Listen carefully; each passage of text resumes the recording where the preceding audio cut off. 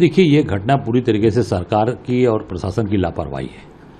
मैं इसलिए सरकार की बात कह रहा हूं कि जब उस बिल्डिंग के ध्वस्तीकरण का आदेश हो गया था, तो ध्वस्तीकरण के आदेश जब वो अवैध बिल्डिंग बनी है, तो स्वाभाविक है जब अवैध बिल्डिंग में तो फिर अवैध तरीके से पैसे कमाए जाएंगे, अवैध तरीके से वो लोगों को दिया जाएगा, और उसका नतीजा है कि कल बच्चे हमारे परिवार के बेचारे 15 बच्चे आज वहाँ जलकर और दम घुटने से मर गए। और वहाँ जो पता चला कि बिजली विभाग के द्वारा जो कनेक्शन वहाँ दिए गए तो उससे कई गुना वहाँ पे बिजली वहाँ खर्च कर रहे थे, और उसका कोई उन्होंने उसकी व्यवस्था नहीं की। उसके कारण से ओवरलोड हो चुके थे, और जब शॉर्ट सर्किट हुआ तो जो इनका बायोमेट्रिक का दरवाज़ा था वो लॉक हो गया। बच्चे खोलते रह गए, पीटते रह गए, वो दरवाज़ा नहीं खुला, और वो पूरी तरीके से बच्चे उसमें दम घुटकर और जल के मर गए।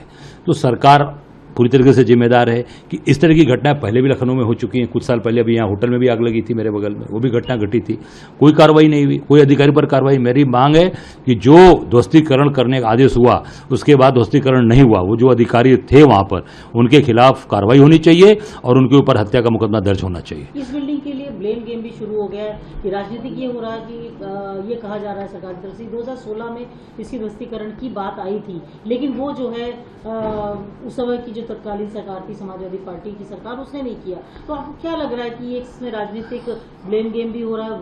देखिए, मैं इतना ही कहना चाहूँगा कि अगर 16 के समय का ये आदेश है तो आप 17 में आए ना, तो आपने क्यों नहीं किया? आप भी तो उसके भागीदार हुए।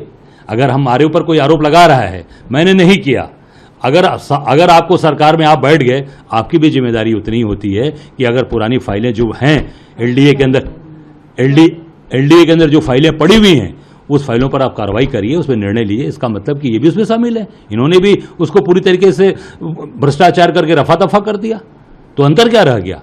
तो ये निश्चित तौर से ब्लेम गेम से नहीं चलेगा, कार्रवाई करनी पड़ेगी, क्रियान्वयन करना पड़ेगा, और ये सरकार उसी में जा रही है।